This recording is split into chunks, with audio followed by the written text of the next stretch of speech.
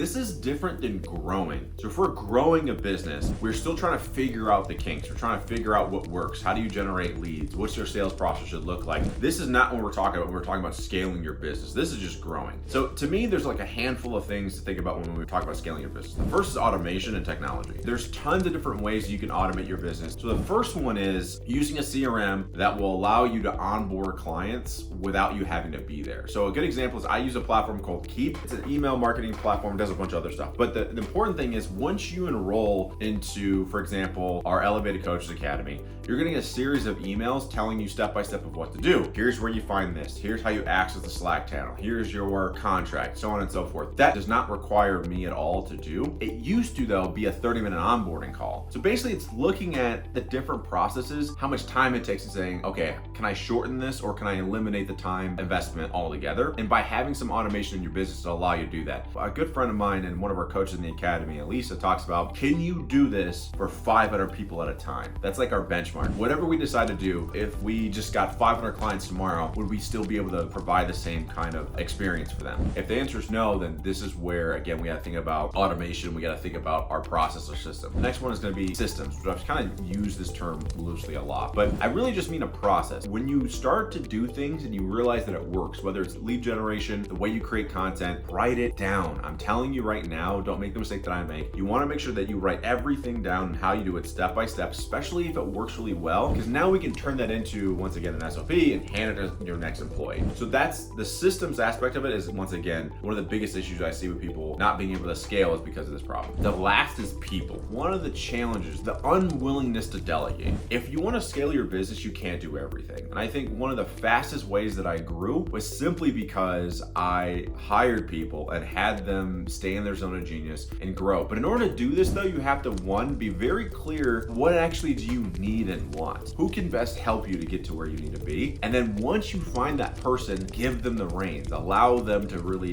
take it over. And of course, you want to guide them with the vision still and say, hey, as long as the vision aligns, like, you're good to go. But once again, I see one of the problems I see with a lot of entrepreneurs, no one can do it better than me. Well, having that mentality stops you and dead in your tracks from being able to scale your business. Make sure you understand what problems you need solved in your business. And you also need to make sure you understand who can actually best solve those problems for you. Hire them, pay them well, and then let them do their thing. As always, we have extra training right here for you. Go check that out. As always, stay motivated and stay elevated. I'll catch you in the next video.